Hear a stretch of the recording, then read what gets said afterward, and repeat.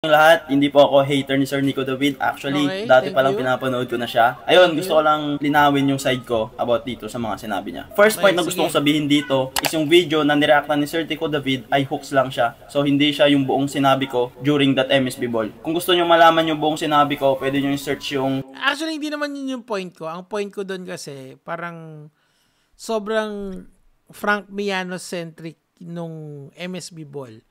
Kasi mamaya papakita ko sa inyo, meron kasi akong mga questions na tinanong sa kanya and I thank this guy kasi game naman siya dun sa mga tanong niya.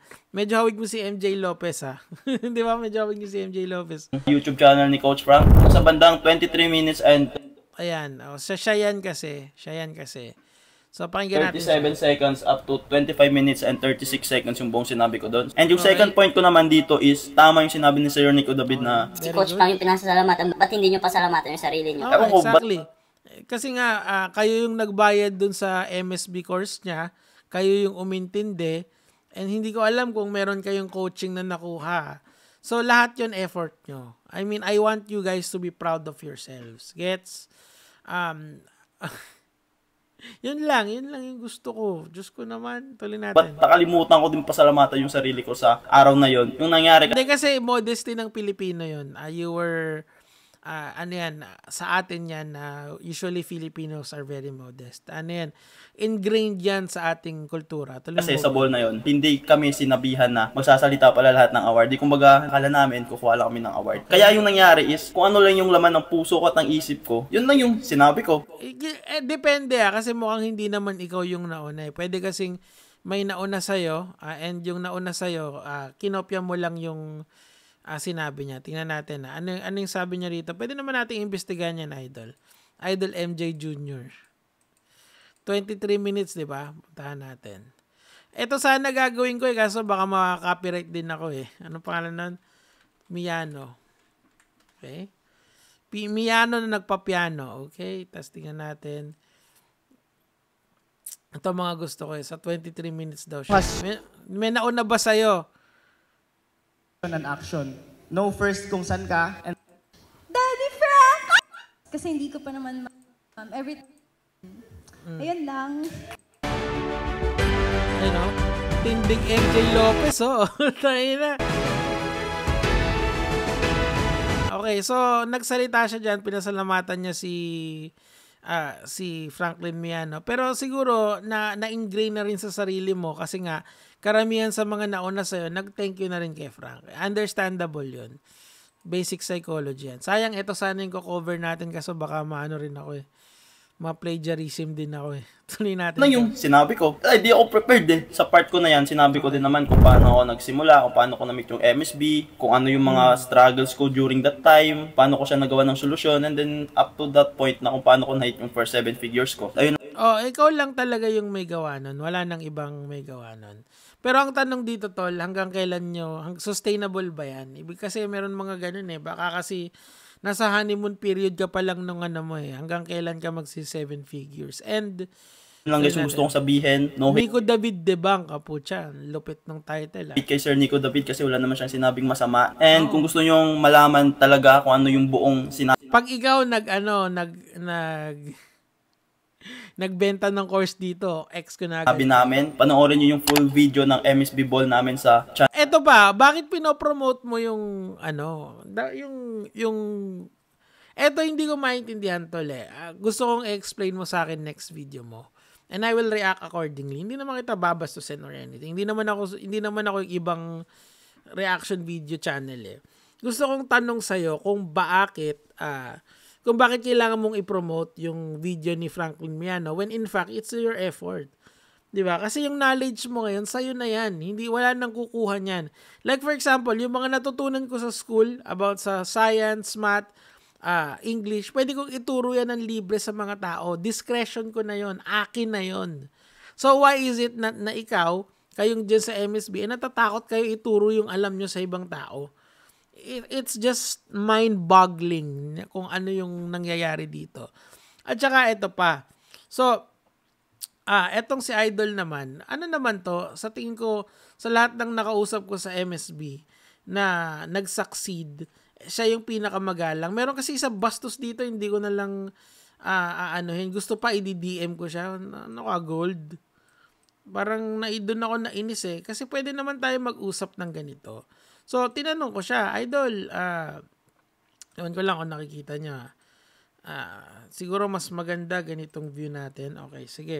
So, dito, hello Sir Nico, thank you po sa pag-notice. Anyway, blah blah blah. Ito yung mga points dito I see. Tinanong ko siya, meron bang bayad? So, yes po, meron daw bayad itong MSB Ball nila. Tinanong ko magkano. Ang sagot niya sa akin, nakalimutan niya daw. Okay, so nag-thank you siya, sabi tapos meron mga nag-comment na mga kamatis natin. Malabo yan, nakalimutan ang last year yan eh. Naniniwala sana akong 10 years. Ano yan, ulyanin. Okay. So, mga kamatis, the point here is that naibayad daw kasi to. Tinanong ko, sige, siyempre, sinusugan ko yung kamatis natin kasi gusto niya rin malaman yung totoo. Sabi niya gano'n, mga magkano po? Sabi ko, 10K pataas or 10K pababa? Hindi naman po aabot ng 10K, yun lang. I see. So, it's between 5K to 10K. Tama. Sabi niya gano'n, I see. So, okay. So, yun. Thank you, tol. Okay. So, tinanong ko kung saang place yan. Hindi niya daw alam. Anyway, hindi pa niya sinasagot. Anyway, that's not the point here. So, ngayon, mga kamatis, tinanong ko yung, meron kasing maangas dito na isa eh. Ayoko na lang i-mention, bahala siya. Kasi, pag minention ko yun, maiinis lang ako eh. Pero, meron din akong tinanong na isang doon. Ang sinabi ko, anong batch ka?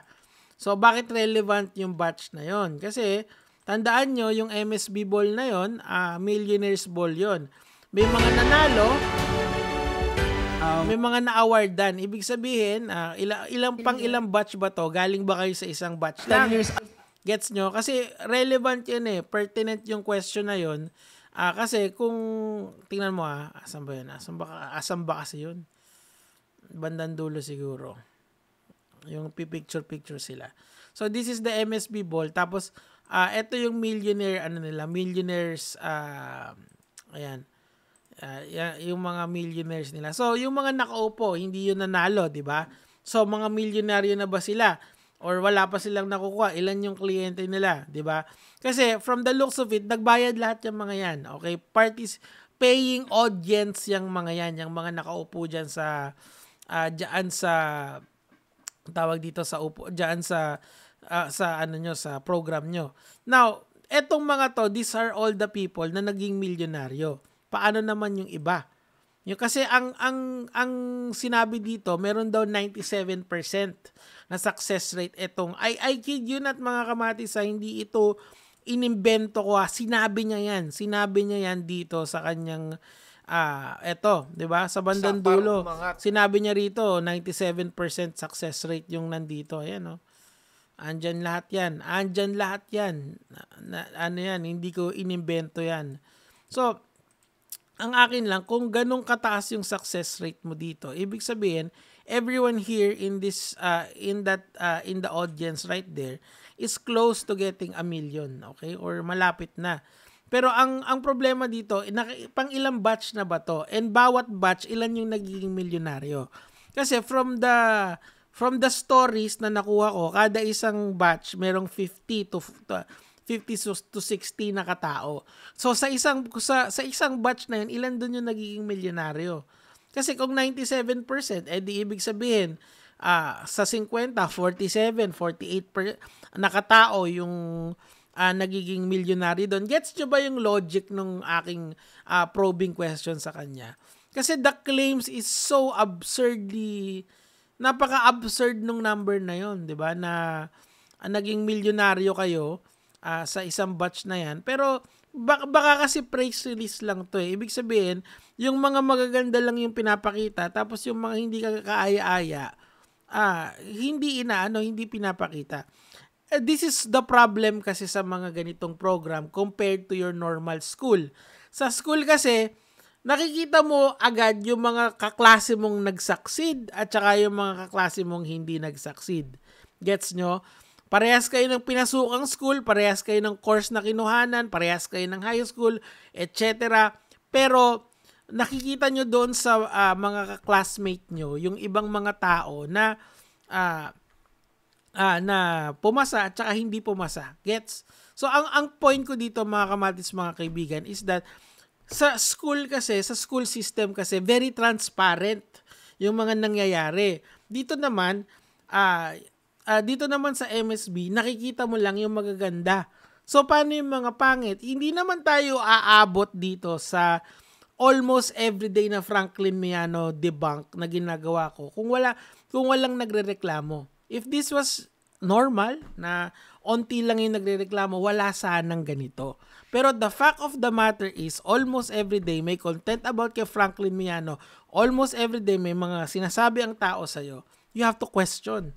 You have to question kung anong nangyayari sa loob. Gets nyo? Kasi you're collecting money from people. Kumukolekta kayo ng 7,000 pesos per student. Okay? Kahit na sabihin yung mura, tas marami kayong promises. Sobrang dami yung promises.